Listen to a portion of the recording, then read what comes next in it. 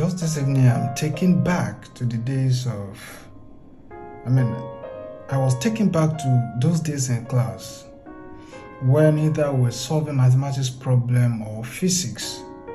And then we get to a point where the teacher or the lecturer will say, we have to assume that this is what happened. And by that assumptions, they give us class tests, classwork, examples, and we work it out. And then when they give us assignment, or even if the teacher has enough time to stay with us in class, and then we do the one that we refuse to assume, where things are real, where scenarios are as they are, where things really happen as it is, without assumption, we always discover that what applies in the assumption does not apply in the real scenario.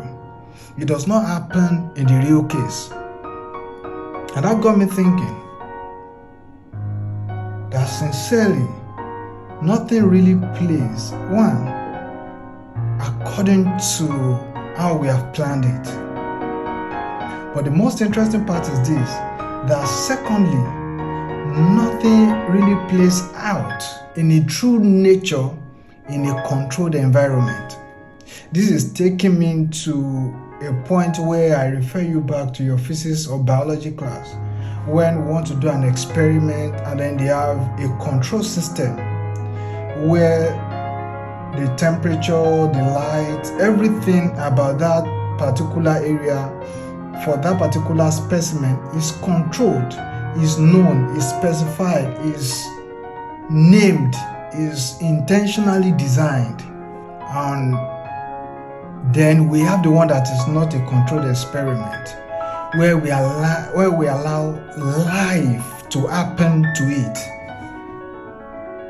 But I think you get where I'm going. Yes. Really, as much as control is good, as much as it gives you some level of certainty, some level of assurance, as much as it gives you a level of control on what will happen, a level of certainty, what it denies you is the true potential of whatever you put in that controlled environment. In the class, when we do experiment and we're in a controlled environment, maybe let's say you have a plant, your water is always on time, the light is always on time, the nutrient you want to supply, they're always on time. But when you allow life to happen to that thing, the environment is not controlled. But at this point, growth is also not limited. What then am I saying is, as much as life will happen to you, it is by embracing it that you can experience exponential growth and uncontrolled growth. Growth that is not limited, that brings about your full potential.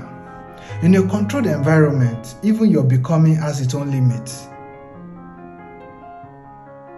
Right? And then I'm saying this to let you see that the best that you can become is still in thriving in uncertainty in an environment where things are not controlled.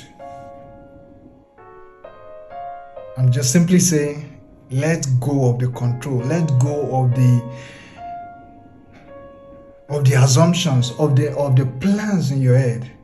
Does that mean I'm saying you should not plan? No. Does that mean I'm saying you should not regulate certain things about your life? No. But I'm saying that leave the things you cannot control, let them happen as naturally as possible. And then by you following the flow, you become everything that you can possibly become. And that's where your true potential find expression. I'm very sure you don't want to come at the end of the day and discover there's a life you could have lived, but due to your control system, you couldn't live it. Yeah. That is not limited to you. Remember, the children under your care also. Don't control too much so they can become